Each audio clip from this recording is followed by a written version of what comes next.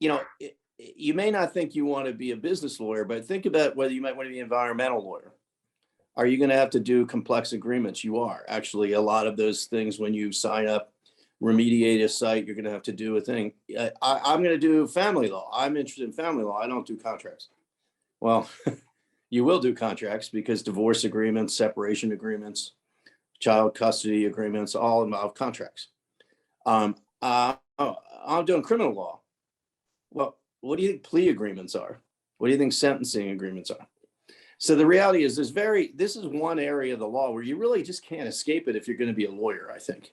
I mean, because people say the criminal, it just isn't that way. That is, I've seen many people mess up cases on the criminal side of things because they're actually not careful about how they document a sentence or something like that. It matters very much to people, and in every area of civil law. And so I have often thought there should be a complex agreement that can be different tracks. But there's a tension that you see in many of your classes, right? And I think I want to put ABRI in a kind of broader context, me too, so people understand is this tension between doing situational justice or equity, right? And having dependable rules. And there's always this temptation in the contracting thing, and it'll get to the fraud. The contracting thing gets at this in a big way, which is, oh, can we really stick, Rick with his bargain when he signed something stupid, right? This couldn't have been what they meant. Or how do they do that, right? And I think the problem with that is, and especially then, Lee comes in and says, well, this is what Rick and I really meant. Rick says, no. I mean, that we had all these conversations. The written agreement doesn't really reflect what we do. Well, how do you know who's telling the truth? And one of the things you have when people sign a piece of paper and they're presumed to be sentient and capable of bargaining for themselves, right? We're not talking about a credit card contract or the 47, like there's 47 people on this call. Given your generation, you probably have even more of these than the oldsters, people who literally are not actually young enough to be the people that they're talking about at progressive ads, were the actual parents or whatever, is all those contracts you signed just because you wanted to get a new video game or you wanted to get a new platform, right? We're not talking about those adhesion contracts. That's a whole different thing, right? We're talking about things that are more bespoke. When you buy a home, when, you buy, and certainly when two companies decide to engage in a sales agreement, right? But there's this tension between, do we hold people to the written word or do we allow situational equitable principles to come in and have people talk about the overall context, right? You've probably heard about parole evidence, the parole without an E, very confusing in the law to have parole with an E and parole without an E. But, that's a whole thing too, right? You've talked about, which is to what extent do we want to bring in all this stuff and then have contracts turn on that, or to hold people to the letter? And what I would say is, I think in terms of the farther you get away from adhesion contracts, the more inequitable it arguably becomes to allow situational equity to come into play.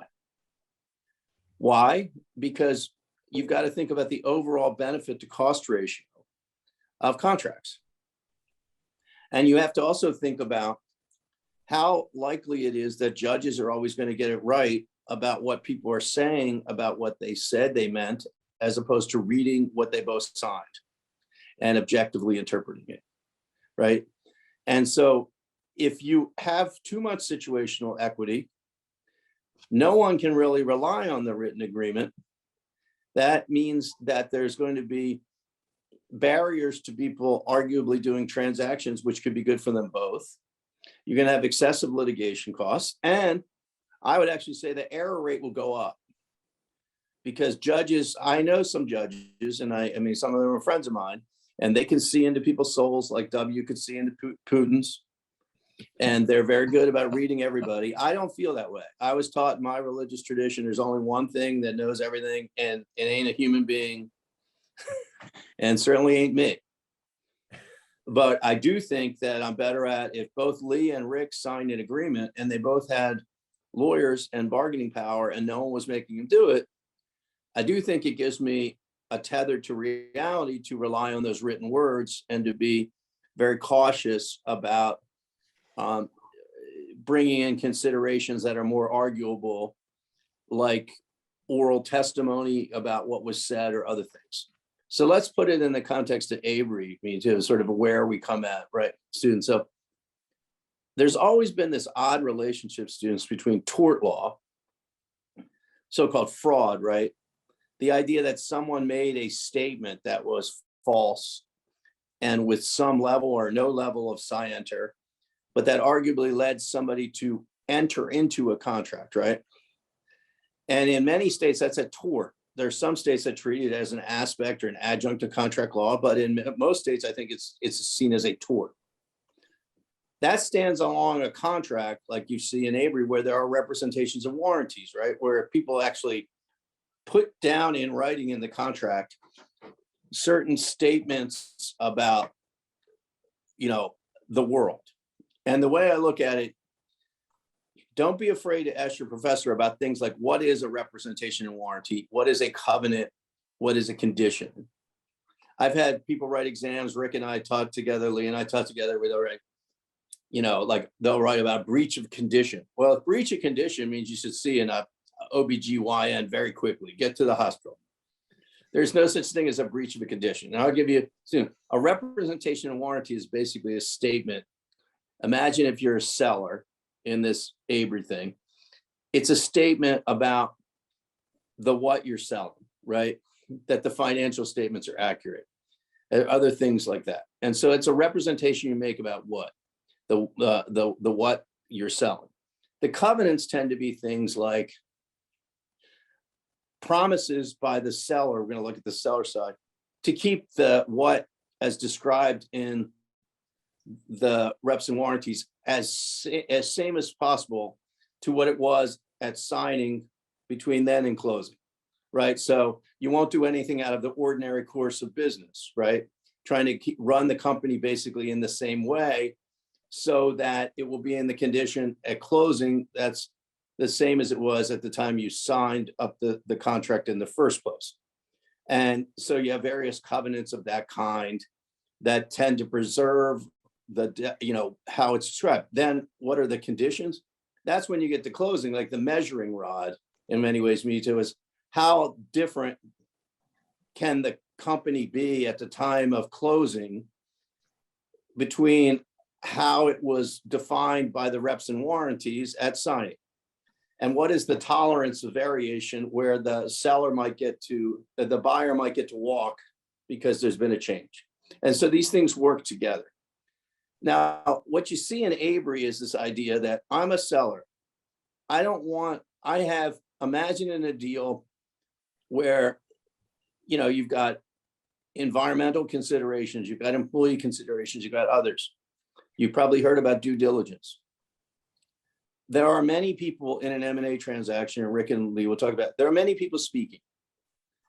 There are many questions asked. There are many conversations. You won't be able to monitor all of them. You will try to do. There will be documents changing hands. There will be drafts of documents that have changed hands. There will be iterations of things that are in data rooms. Part of what you're saying as a seller is, I don't want to be responsible for everything that's said. I will be responsible for certain things that are foundational to the deal. And so the whole idea of the non-reliance clause and thing was to avoid having fraud claims, the ability to get out of a deal over something that you weren't even sure was said. And the easiest way is to say this, like we have 28 reps and warranties. The seller stands behind them and says, I'm representing and warranting this. And if one of those is false, and you say you have a very strong bring down, Mitu, where if any of those is false, was false at signing or is not true at closing, you can walk away. So you get to walk away for any of those reasons. But you can't get out of the deal over something that's not set forth. You can't argue that Leo said X, and X is not in those reps and warranties. And so what Avery at a bottom line said is, if you have a provision in the contract that says that the buyer acknowledges that the only statements that it's relying upon, the only information is statements, are the ones in the reps and warranties in the agreement, then that can circumscribe the basis for any future suit, both under the contract and in fraud law. Because you're making a promise that you didn't rely on anything except those 28. And so that deals with this sort of epistemological uncertainty, right? About who's telling the truth, who's doing that. But then there's the question of, once you've restricted that, and this was a central issue in Avery, is can you limit that? If you put a provision in the contract that for a breach, assume you close, right? This is post-close. So you didn't find out about a falsity until after you close. The contract says that the limitation for any breach of rep and warranty is, $20 million. Can that hold if the buyer alleges you engaged in fraud? And what I did, and Matt, I think you may remember, we talked about this. One of Matt's colleagues, who's a friend, is Dean. I think is he still Dean Gordon? Yeah, he's still going. Well, if you notice, students, I sort of surveyed Anglo-American law here, right? And I took on this limitation thing, I took as a more aggressive pro-contractarian view than anybody ever had. Because if you look at the restatement says you can not exculpate even reckless misstatements, right? If it's a reckless misstatement of fact, there cannot be a contractual cap on liability. I reviewed the law and I reviewed Delaware public policy, and that's when I came essentially to the lie standard, which is that public policy would not allow a cap on liability as to a false statement made with scienter, essentially the difference between a lie and an innocent misstatement or even a reckless misstatement. And I grounded that in Delaware public policy. What was funny was Gordon and my friend Steve Bainbridge, Matt, both friends of mine, wrote blog posts that Strine had cut back on contractual freedom. And I said to students, it's interesting how you could cut back on a freedom that never existed, and that you could somehow, but it also shows law and economics professors are often light on the ampersand, what comes before the ampersand law. And I said to them, how could I cut back on what never existed, right? I mean, my hair, I did used to have a hairline, and God, cut back on what it did exist. But in this case, there was no there ever. There was no Oakland. But I think what this case is, and I'll relate it to the statistics, is students, if you think about it, it's the balance being struck between integrity, the need for some basic rules of integrity, and the reliability of the written word. And what it comes down to is if you can you can define the basis for what you can get sued for in fraud, so that if you look at if you got it on all the boxes, that all the fraudulent misstatements are listed in the boxes. That's what you can rely upon. If any of them are false, but not because of a lie, but just because they're false, you can cap the liability to that if you're the seller, so that you can allocate responsibility essentially for errors in judgment, errors in speech, in those things, and cap that to a monetary amount. But what public policy prohibits is capping responsibility for that confined group of statements in the contract for misstatements of fact that cause harm and that people relied upon and that were in fact lies. And so if you I think about the evolution of architecture this century, part of what you're dealing with, Matt, I think was originally it wasn't really sure what the non-reliance clause were, like how reliable that was, Mitu and Matt.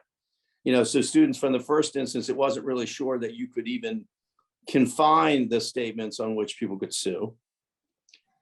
People got more comfortable with that. But there were instances like Avery itself that showed that the caps were not necessarily inadequate. They were efficient, but with an exception. The fraud exception, then, again, it's very important to look at choice of law students and choice of forum in these things. And I also wrote some decisions. One of the things that this is important about is the choice of law and cohering the fraud choice of law with the contract choice of law, because I would tell Mitu and Matt that was not always the case. You know what I mean? And you could have a separate tort with a different state. Fraud is also not a self-defining term. It comes to mind with a scienter basis, and that's right. I mean, that's the original. When you think about fraud, you are kind of somebody defrauded me. You're thinking about a lie. But over time, there's been much more expansion of the concept of misrepresentation to cover things like negligent misrepresentation, so-called equitable fraud, which is essentially a statement by a fiduciary. And so I think part of this fraud exception also came with the need, Mitu and Matt, to define the state of mind of the statement more precisely. And then students, there's also this emergence of an insurance product here, and I don't know, and Rick and Lee and your professors would know a lot more about this than me, but insurance products were being developed to essentially insure against the risk of misstatements, but I think primarily designed to cover the indemnity bucket, those statements that were really within the basket of, say, 20, whatever the basket level was, and not get into a fight about fraud.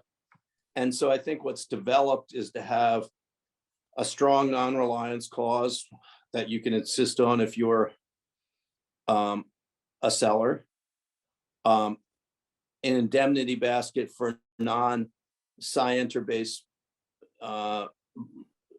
breaches of reps and warranties that are found out, but with a fraud exception with a scienter definition that allows for recovery if you can prove, essentially an intentional misstatement that caused harm. That's at least my sense. And what happens, students, and it bothers Rick and Lee and I a lot, is once something becomes market, it's hard to argue against unless you have a lot of leverage or a patient client.